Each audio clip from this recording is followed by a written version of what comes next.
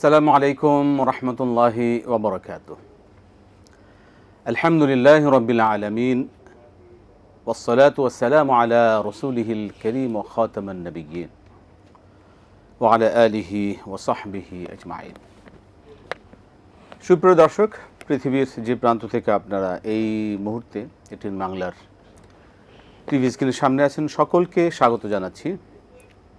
ATN বাংলার নিয়মিত আয়োজন RFL woody door presence Islami সাওয়ালজা, powered by Islami bank Bangladesh PLC।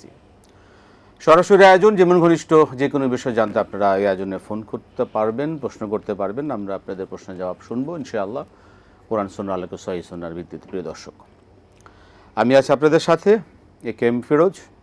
আপনাদের মূল্যবান প্রশ্নের জবাব দেবার জন্য আমাদের স্টুডিওতে আজ উপস্থিত আছেন আমাদের সকলের প্রিয় মানুষ, এটিএন বাংলার প্রিয় মুখ, শাইখুল আল্লাম শেখ শাহ ওয়ালিউল্লাহ হাফিজাহুল্লাহ। আসসালামু আলাইকুম ওয়া রাহমাতুল্লাহি ওয়া বারাকাতুহু। ওয়া আলাইকুম আসসালাম ওয়া রাহমাতুল্লাহি ওয়া বারাকাতুহু। মারহাবান বিকুম। বারাকাল্লাহু ফিকুম। হায়াকাল্লাহ, মাশাআল্লাহ। আমরা ইনশাআল্লাহ আপনার কাছ থেকে খেদমত নিব ইনশাআল্লাহ। প্রিয় দর্শক, আপনারা একটা বিষয় অবশ্যই আমাদেরকে সহযোগিতা করবেন মনে করে, যারা আমাদের সাথে কথা বলার সুযোগ পাচ্ছেন, যখন কথা বলবেন অবশ্যই আপনি যে টিভি সেট টেলিভিশন আমাদের এটিএন বাংলার এই প্রোগ্রাম দেখছেন, কথা বলার সময় অবশ্যই আপনি আপনার টিভি সেটের টেলিভিশনের ভলিউমটা কমিয়ে কথা বলুন, এটা অনুরোধ। আমরা দেরি করবো না, চলে যাব সরাসরি ওজন মতো। আমরা শুরু করতে পারি ইনশাআল্লাহ। জি, দর্শক অলরেডি অপেক্ষায় আছেন। বিসমিল্লাহ। জি, কে আছেন বলুন। আসসালামু আলাইকুম। ওয়ালাইকুম আসসালাম। জি, বলবেন। আমার প্রশ্ন হচ্ছে, আমি একটা দোয়া শিখছি এবং পড়ি, আল্লাহু আকবার কবিরা আলহামদুলিল্লাহি কাসীরা ওয়া সুবহানাল্লাহি বুকরাতা ওয়া আসীলা। এর ফজিলত কি এবং কখন কখন পড়বো? আমি মাঝে মাঝে ফরজ নামাজের পরে, দোয়া দুরূদ পড়ার পরে মাঝে মাঝে পড়ি। আমার দ্বিতীয় প্রশ্ন হচ্ছে, আমরা যদি ভিতরের সালাত এক রাকাত পড়ি, সেটা কিভাবে পড়বো? আর ফজরের ভিতরের সালাত কি এক রাকাত পড়া যায়? অনেকে বলে পড়া যায় না। আসসালামু আলাইকুম।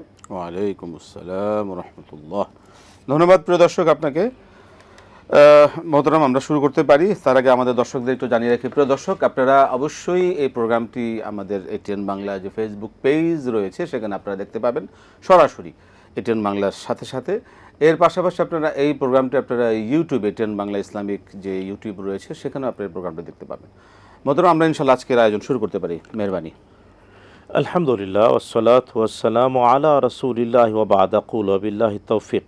প্রথমেই তিনি যে বললেন যে তিনি আল্লাহ সুবহানাহু ওয়া তাআলার বরত্ব ঘোষণা করতে গিয়ে আল্লাহু আকবার কাবীরা আলহামদুলিল্লাহি কাসীরা ওয়া সুবহানাল্লাহি বুকরাতান ওয়া আসীলা। মূলত এটা তাকবীর আত-তাশরীক এর তাকবীরের একটা অংশ। সাধারণত আইয়ামে তাশরীক অর্থাৎ 9 জিলহজ থেকে 13 জিলহজ আসর পর্যন্ত যে তাকবীর বলা হয়, আল্লাহু আকবার লা ইলাহা ইল্লাল্লাহু আল্লাহু আকবার ওয়ালিল্লাহিল হামদ, এর সাথে যুক্ত করে বলা যায় আল্লাহু আকবার কাবীরা, হাদিস দ্বারা প্রমাণিত, আল্লাহু আকবার কাবীরা ওয়ালহামদুলিল্লাহি কাসীরা ওয়া সুবহানাল্লাহি বুকরাতান ওয়া আসীলা ওয়া সাল্লাল্লাহুম্মা ওয়া সাল্লামা আলা নাবিয়্যিনা মুহাম্মাদিন ওয়া সাল্লিম তাসলিমান কাসীরা। তো এই যদি তাকবীরকে ওইভাবে আল্লাহর বরত্ব, আল্লাহ তাআলার পবিত্রতা, আল্লাহর প্রশংসা এইভাবে করে, তাইলে আকাশের দরওয়াজা খুলে যায়। সুতরাং এটা বারবার করা, আল্লাহ তাআলা তৌফিক দিন। আমিন। আকাশের দরজা মানে রহমতের দরজা খুলে যায়। আলহামদুলিল্লাহ, হাসান, মাশাআল্লাহ। মোহতারাম, আমরা পরবর্তী প্রশ্ন যাব। দর্শক আছেন। জি, আসসালামু আলাইকুম। ওয়ালাইকুম সালাম।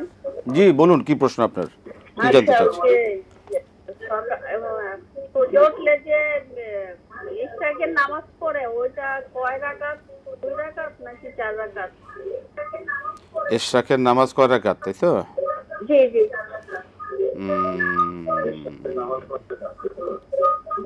ঠিক আছে, আমরা আসছি আপনার প্রশ্নে। এটিএন বাংলা দেখতে থাকুন, আমরা এক এক করে আসবো আপনার প্রশ্নে। মোহতারাম, শুনলেন প্রশ্ন, বেতের এক রাকাত কিভাবে পড়বো আর পড়া যায় কিনা? বেতের এক রাকাত অনেকে বলেন যে পড়া যায় না।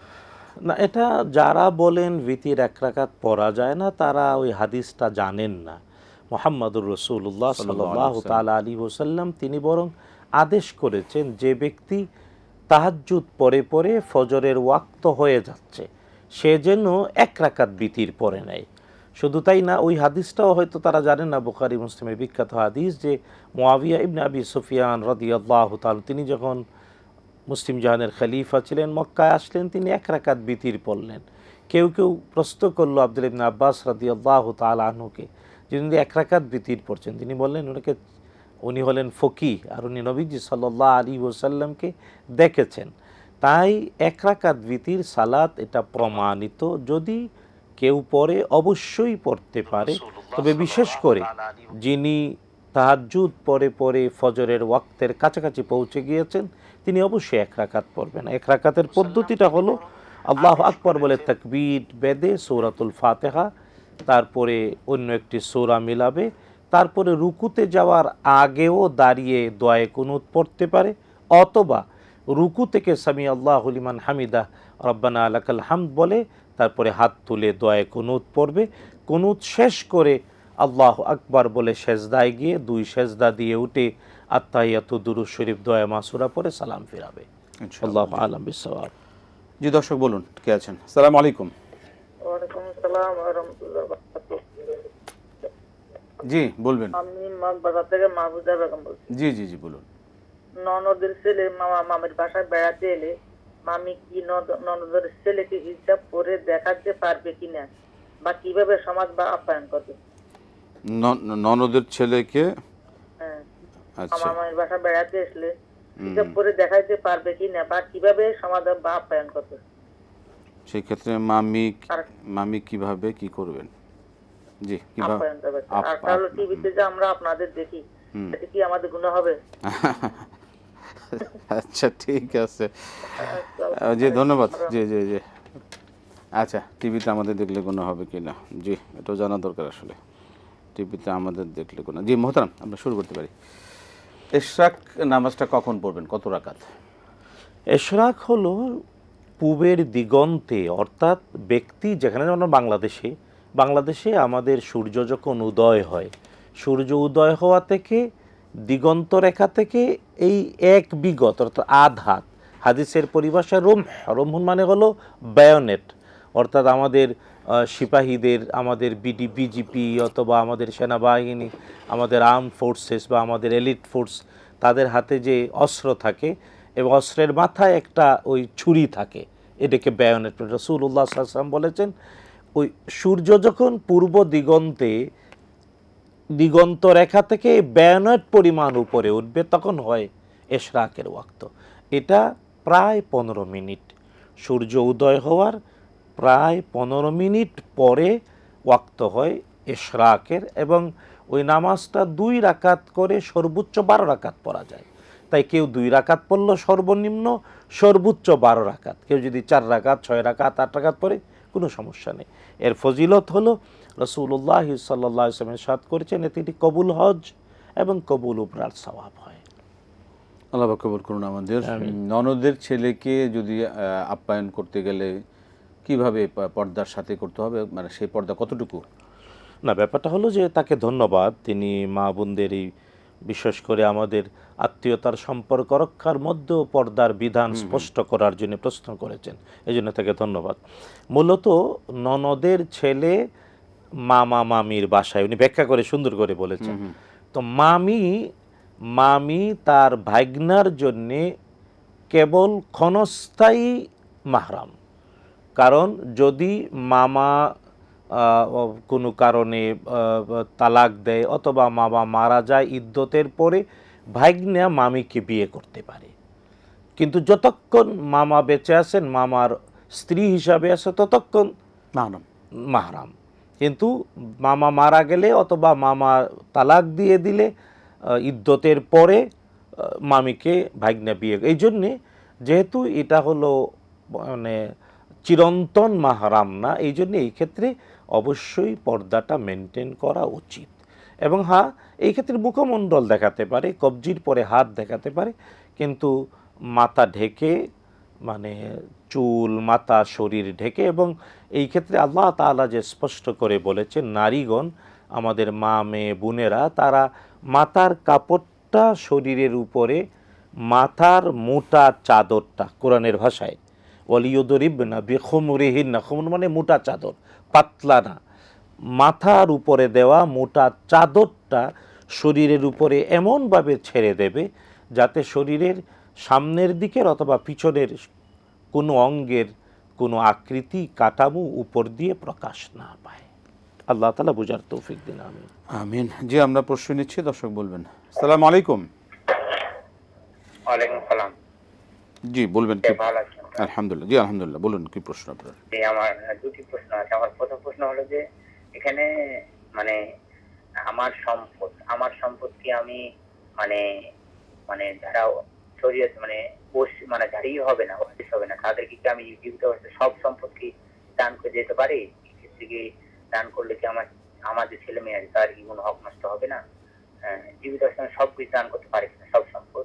এই বিষয়ে একটু বলবেন। যে আর আরেকটা প্রশ্ন হলো যে আমি জানি রাসূলুল্লাহ নূর, আমাদের জন্য নূর, এটা জানি মানে আলো, কিন্তু কেউ যদি বিশ্বাস করে যে নূরের তৈরি, সেক্ষেত্রে কি তার পিছনে সালাত হবে না?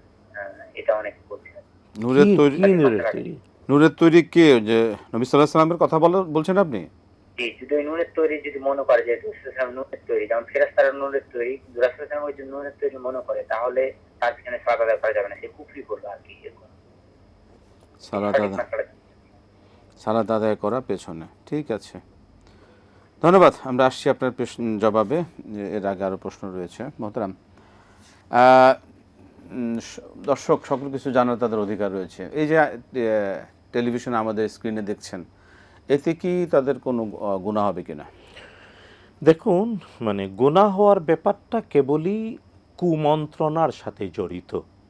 যদি কেউ আমাদের এই প্রোগ্রামটা টেলিভিশনে দেখতে গিয়ে কুধারণা পোষণ করে নিজে নিজে এবং কুচেতনা নিয়ে দেখে, তাহলে তার জন্য অপরাধ হবে। কিন্তু যদি চেতনায় পরিচ্ছন্নতা থাকে যে আমি কিছু জানতে চাই, তারা বলছেন শুনবো, তাহলে কোনো অসুবিধা নেই। চমৎকার। আমরা প্রশ্নে যাব। দর্শক একজন আছেন। জি, আসসালামু আলাইকুম। ওয়ালাইকুম আসসালাম ওয়া রাহমাতুল্লাহ। আমি নাজমুল হুদা বলছি আপনার সাথিয়া থেকে। নাজমুল হুদা সাহেব। জি, নাজমুল সাহেব বলুন। যদি নামাজের রুকুতে ভুল কর্মে যদি সিজদার তাসবিহ করা হয়, তাহলে সেক্ষেত্রে কি সাহস সিজদা দিতে হবে কিনা? আচ্ছা, তাসবিহ পড়লে কি হবে?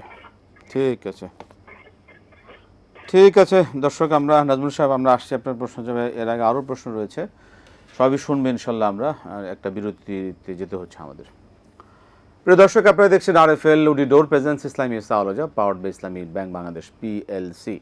সময় হলো বিরতি নেবার। আমরা যাচ্ছি বিরতিতে, ফিরছি বিরতির পর ইনশাল্লাহ আবার।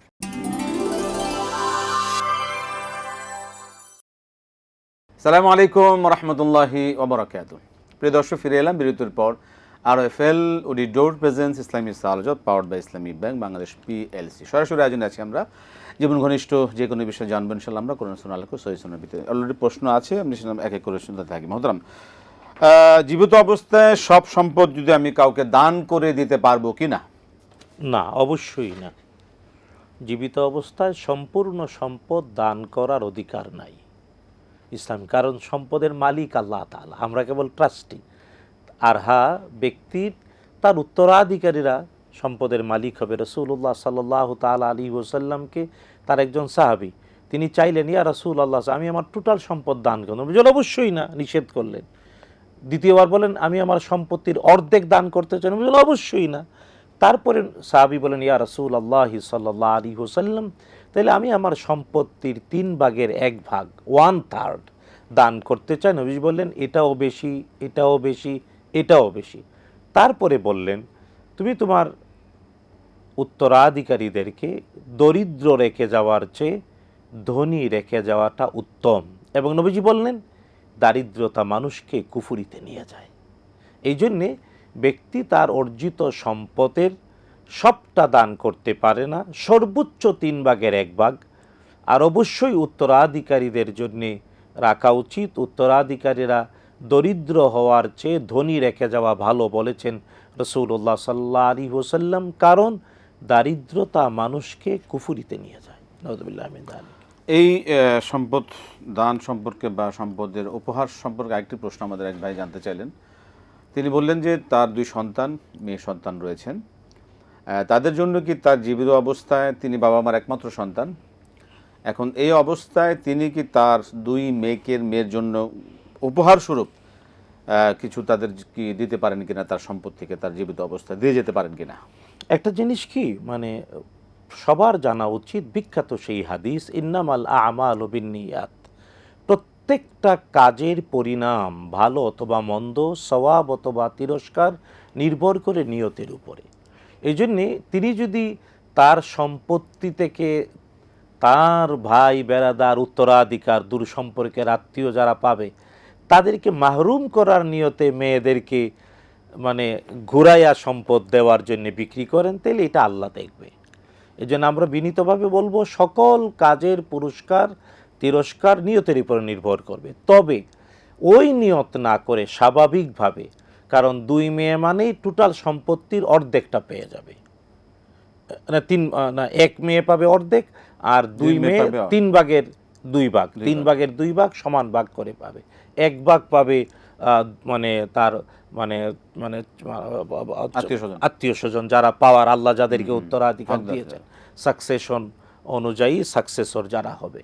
তো যদি তিনি কেবল যে মেয়েদেরকে একটু উপহার দিলাম ওই নিয়তে না যে ওদেরকে মাহরুম করব, স্বাভাবিক আয় ইনকাম করছেন, এর সাথে হয়তো 2 মেয়েকে 2টা ফ্ল্যাট কিনে দিতে চান, প্রয়োজনে একটু কিছু বিক্রি করেও স্থাবর সম্পত্তি মিলিয়ে দিলেন, হতে পারে। তবে অবশ্যই নিয়তটা যাতে হয় যে না, আল্লাহর বিধান অনুযায়ী আমার বন্টন নিশ্চিত হবে সম্পত্তির, আমি নিজের থেকে মেয়েদেরকে অতিরিক্ত দেওয়ার জন্য করছি না, এটা যাতে তার নিয়তে থাকে। ঠিক আছে।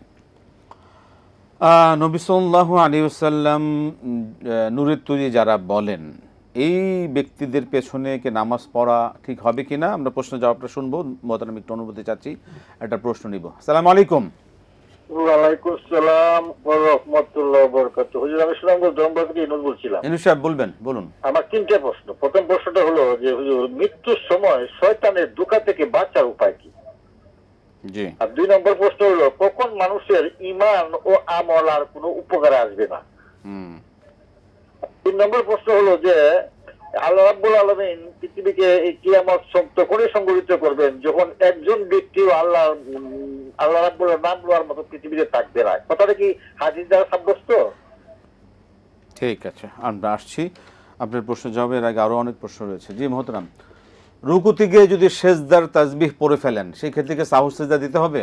আচ্ছা, আগে একটা প্রশ্ন রয়ে গিয়েছিল আপনি যেটা বলছেন। জি জি জি, ওটা যে রাসূলুল্লাহ সাল্লাল্লাহু তাআলা আলাইহি ওয়াসাল্লামকে নূরের তৈরি যারা বলেন, তারা মূলত আসলে মানে অজ্ঞতার মধ্যে বসবাস করেন। মানে তারা রাসূল সাল্লাল্লাহু আলাইহি ওয়াসাল্লামকে মর্যাদা দিয়ে, আসল মর্যাদা দিতে গিয়ে রাসূল সাল্লাল্লাহু আলাইহি ওয়াসাল্লামের সম্মানহানি করে ফেলেন। কারণ নূরের তৈরি হলো ফেরেশতারা, আর রাসূলুল্লাহ সাল্লাল্লাহু আলাইহি ওয়াসাল্লাম ফেরেশতাদের চেয়েও শ্রেষ্ঠ। নবীজি সাল্লাল্লাহু তাআলা আলাইহি ওয়াসাল্লাম তার মর্যাদা আল্লাহর পরেই, সৃষ্টির সর্বশ্রেষ্ঠ, স্রষ্টার সৃষ্টি, স্রষ্টার পরে।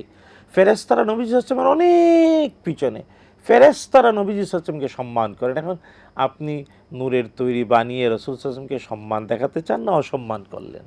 আর নবীজি সাল্লাল্লাহু তাআলা আলাইহি ওয়াসাল্লাম তিনি বলেছেন আনা সাইয়্যিদু ওয়ালাদি আদম, আমি আদম সন্তানদের সর্বশ্রেষ্ঠ।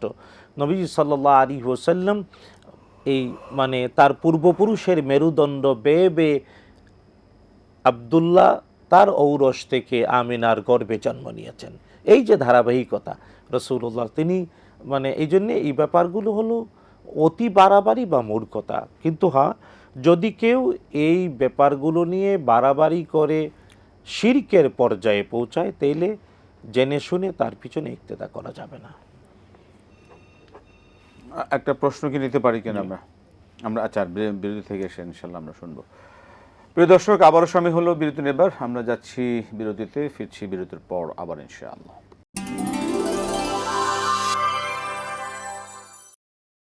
আসসালামু আলাইকুম রহমতুল্লাহি ওয়া বারাকাতুহু। প্রিয় দর্শক, ফিরে এলাম বিরতির পর। RFL the door presents Islami সাওলজা powered by Islami bank Bangladesh PLC। সরাসরি আয়োজনে আছি আমরা, জীবন ঘনিষ্ঠ সকল বিষয় শুনছি আমরা কোরআন সুন্নাহর আলোকে, সহিহ সুন্নাহর ভিত্তিতে।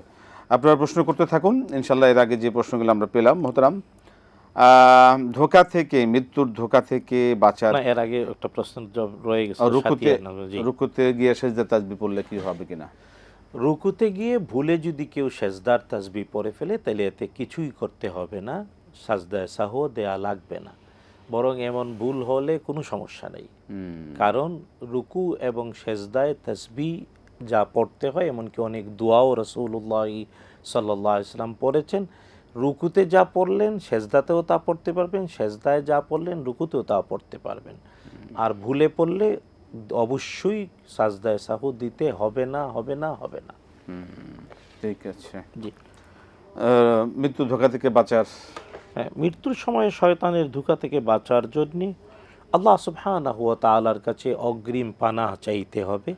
আর হ্যাঁ, আপনজন যারা মৃত্যুর সময়ে কাছে থাকে তারা আউযু বিল্লাহি মিনাশ শাইতানির রাজিম পড়বে, তারা আয়াতুল কুরসি পড়বে, তারা লা ইলাহা ইল্লাল্লাহর তালকিন করবে। সবচেয়ে বড় কথা, আল্লাহ সুবহানাহু ওয়া তাআলার দেয়া তৌফিক ছাড়া, আল্লাহর দেয়া সাহায্য ছাড়া শয়তানের ধোঁকা থেকে বাঁচার কোনো পথ নাই। আর এটার জন্যে বারবার আল্লাহর কাছে সাহায্য চাইতে হবে। আল্লাহ তাআলা আমাদের সবাইকে মৃত্যুর সময়ে শয়তানের ধোঁকা থেকে হেফাজত করুন, আমিন, আল্লাহুম্মা আমিন। এই জ্ঞানটাই তো অনেকে থাকে না আসলে এই সময় মানুষ, যেমন ওই সময়ে বিখ্যাত গল্পের মতো পাওয়া যায়, অনেক পিছনে যারা মৃত্যুবরণ করেছেন তাদের মৃত্যুর সময়ে শয়তান এসে বিতর্ক করেছে। তো একজন তো বলেছেন, আমি বিনা বিতর্কে বিনা দলিলে আল্লাহ এক জানি, যা তোর কথা শোনার দরকার নেই, ফিনিশ।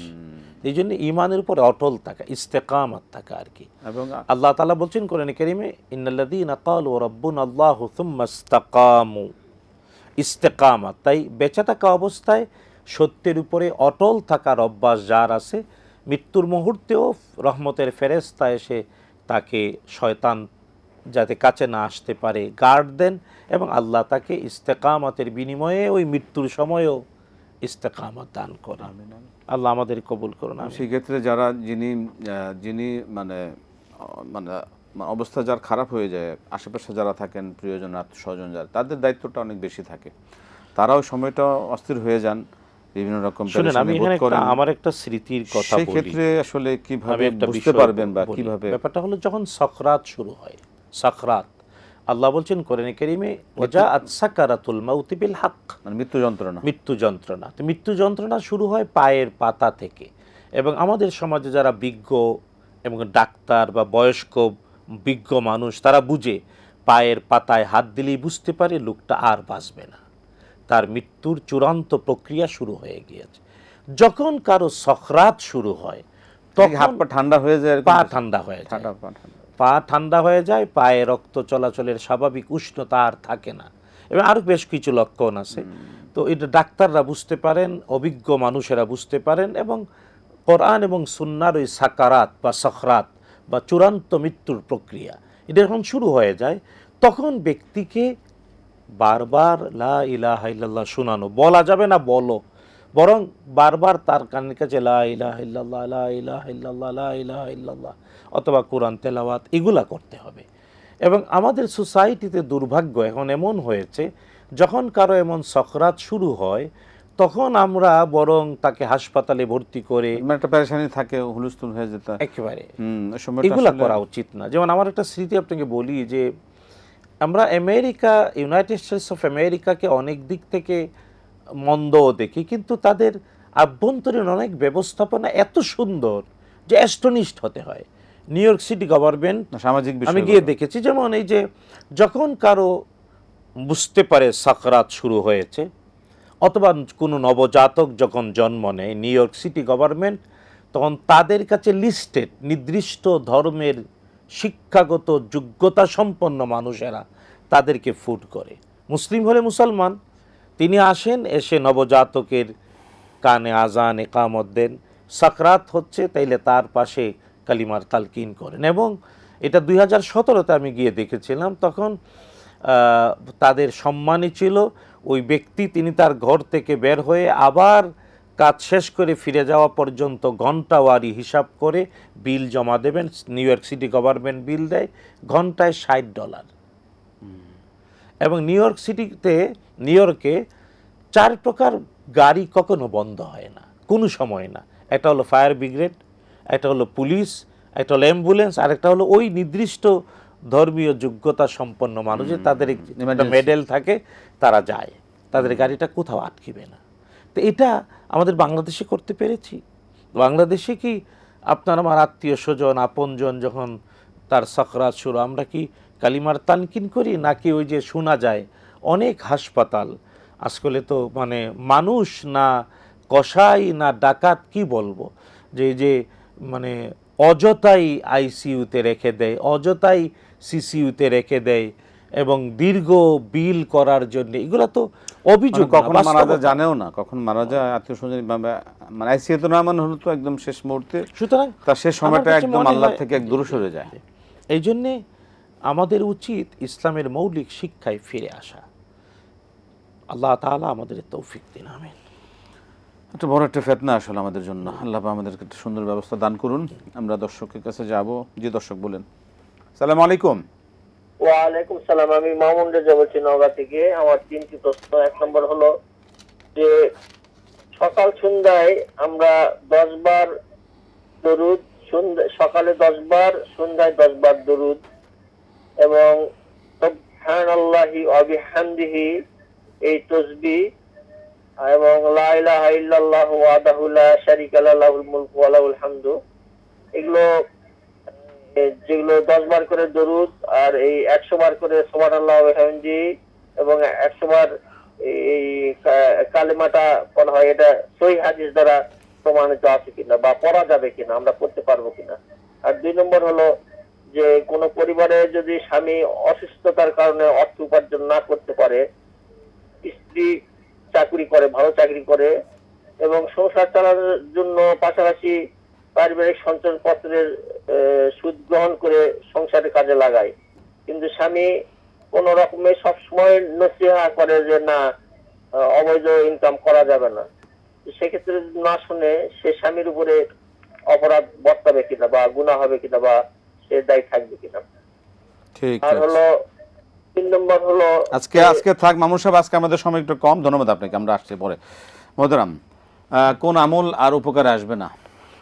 মানে ঈমান উপকারে আসবে না সামষ্টিক পর্যায়ে হলো কোরআন আল কারীমের ভাষায় যখন পশ্চিম আকাশের সূর্য উদয় হয়ে যাবে, কোরআনে কারীমে আল্লাহ বলেছেন। 2 নাম্বার, ব্যক্তি পর্যায়ে এটা ঈমান উপকারে আসবে না যদি না ব্যক্তির গারগার শুরু হয়ে যায়, যখন কণ্ঠনালীতে প্রাণ চলে আসে।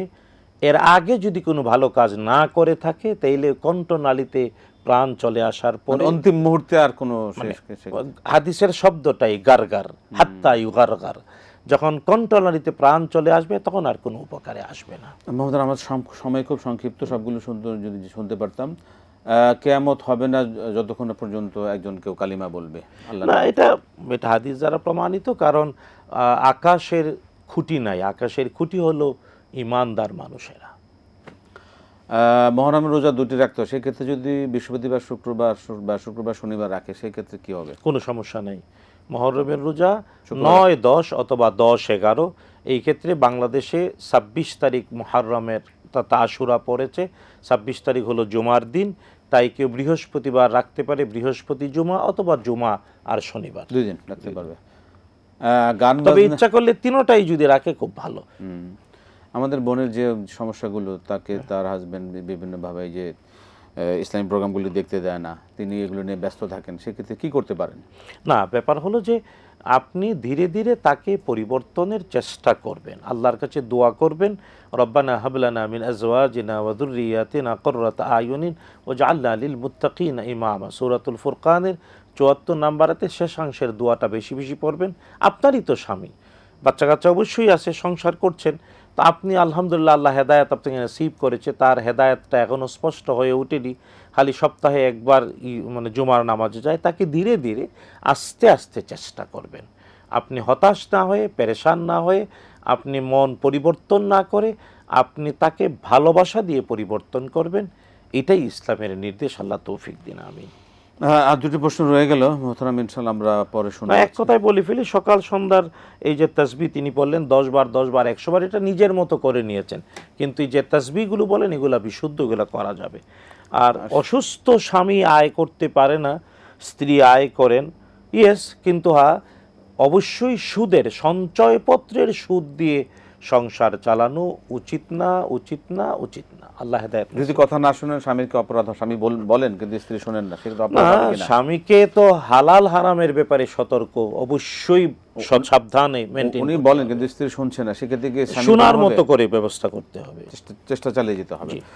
আজকে শেষ হয়ে গেল সময়, মোহতারাম, আমরা শেষ করছি। আপনাকে অসংখ্য ধন্যবাদ, জাযাকাল্লাহ খায়র। প্রিয় দর্শক, এই ছিল আমাদের আজকের আয়োজন।